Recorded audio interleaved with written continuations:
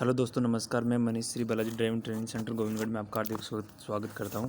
जो दिल्ली पुलिस में track test चल रहे हैं उसके अंदर जो वाइवा हो रहा है, मैं इस सीरीज़ के अंदर आपको जो वाइवा क्वेश्चन वहां पे पूछे जा रहे हैं एग्जैक्टली वही क्वेश्चन बताऊंगा जो वहां पे पूछे जा रहे हैं। उसमें जैसे जैसे आपको एक क्वेश्चन ये पूछा जा रहा है आपके जैसे जैसे कॉमन सेंस के क्वेश्चन पूछे जा रहे हैं। जैसे गाड़ी किसी पहाड़ी इलाके से अगर नीचे की साइड आ रही है तो आपके उस टाइम क्या करोगे वो चीज़। और जैसे अगर नीचे की साइड से पहाड़ के ऊपर की साइड जा रही है तो आपको ड्राइवर को क्या करना चाहिए, ये सारी चीज़ें वहाँ पे पूछी जा रही है कॉमन सेंस के क्वेश्चन उसमें। और उसमें ये कि भैया जैसे गाड़ी चलाने से पहले क्या क्या चेक करना चाहिए, ये सभी लड़कों से ये क्वेश्चन ज़रूर पूछा जा रहा है कि आप गाड़ी चलाने से पहले क्या क्या करोगे। जैसे आप गाड़ी में गए तो जो प्री चेकिंग होती है ना गाड़ी के अंदर, वो आपको वहाँ पे करनी नहीं है, बट वहाँ पे जो वाइवा होगा ना उस टाइम पे आपको वो पूछेगा, उस टाइम पे बतानी है। जैसे आपको क्या करना चाहिए, जैसे गाड़ी अगर कहीं आप लेके जा रहे हो गाड़ी को तो पहले क्या क्या चेक करना चाहिए। Radiator, coolant.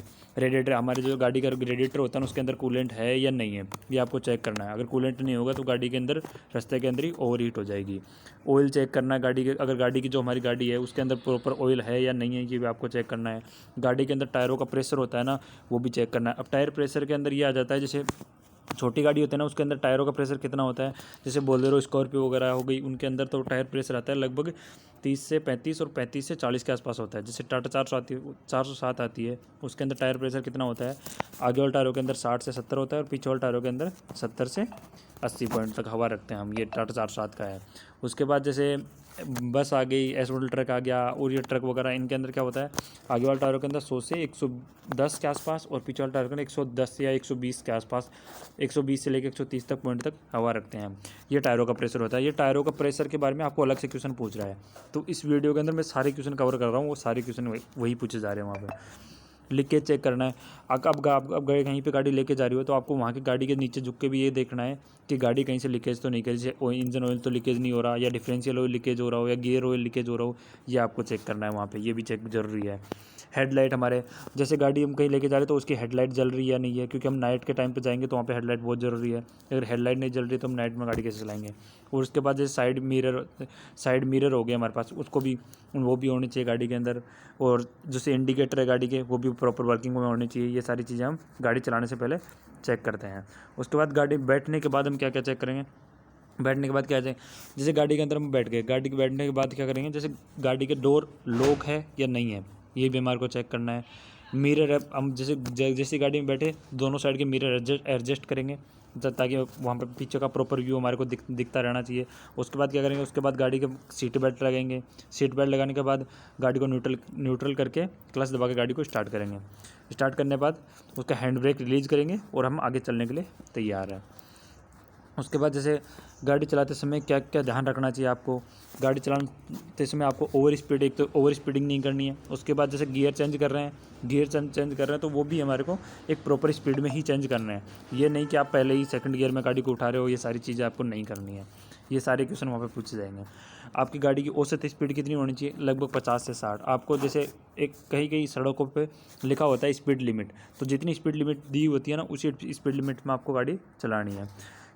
अगर आपको जैसे ये पूछा कि जैसे क्लच, अगर जैसे गाड़ी चला रहे हो तो अगर आपका पैर क्लच पे रखोगे या नहीं रखोगे, तो आपको जैसे एक बार गाड़ी चलना स्टार्ट हो गई उसके बाद क्लच से आपको पैर हटा देना है। अगर आप क्लच पेडल पे अगर पैर रखते हो तो आपकी क्लच है ना जल्दी डैमेज होगी, वो जल्दी उसका ब्रेक डाउन हो जाएगा और आपको तो चेंज करवानी पड़ेगी आफ्टर कुछ टाइम ही। अगर आप कहीं रोड पे जा रहे हो तो और आपकी गाड़ी के अचानक ब्रेक फेल हो गए तो उस टाइम पे आप क्या करोगे।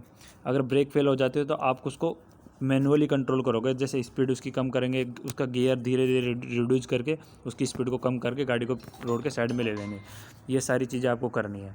उसके बाद जैसे गाड़ी जैसे रात को जा रहे हैं, हेडलाइट ख़राब हो गई तो उस टाइम पे क्या करोगे आप, तो उसकी पार्किंग लाइट ऑन करके आप उसको गाड़ी को रोड के साइड में लगा के उसके ये सारी चीज़ें चेक करोगे, मतलब कैसे ख़राब हुई है या फिर उसको चलते नहीं रहना है। ट्रैफिक नियम सिग्नल्स है उसका हम लगातार पालन करेंगे, या यातायात नियमों का भी हम लगातार पालन करेंगे। एक ये भी है, जैसे अब हम किसी ट्रैफिक में चल रहे हैं गाड़ी के और वहाँ पे आपको कौन से साइन का उल्लंघन करने पे आपका चालान कटेगा। साइन, जो हमारे रोड साइन होते 3 प्रकार के होते हैं। एक होता है ऑर्डिनरी, मतलब जिसका अनिवार्य साइन होते हैं ना, अगर उसका हम अब उल्लंघन करते हैं ना तो आपका गाड़ी का चालान कटेगा।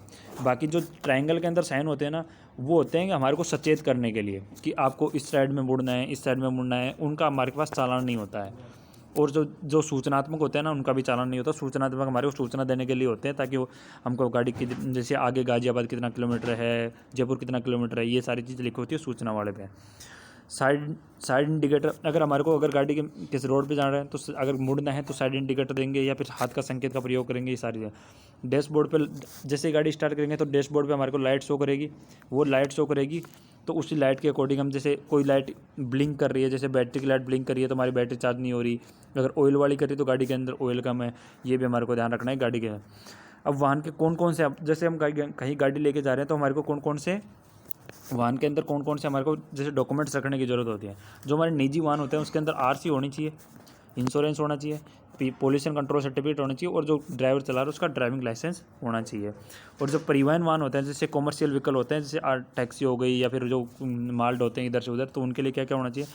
आरसी होती है, और वो आरसी कितने साल तक वैलिड होती है, 15 साल तक। और फिटनेस होती है प्रत्येक वर्ष हमारे को करवानी पड़ती है। इंश्योरेंस 1 वर्ष में।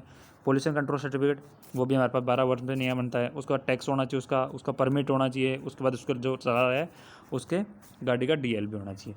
ये सारी क्वेश्चन नहीं है आपको जो वहाँ पे पूछे जा रहे हैं। इसके अलावा और कोई क्वेश्चन होंगे तो मैं आपको वीडियो के माध्यम से मैं सचेत करा दूंगा। थैंक यू, धन्यवाद।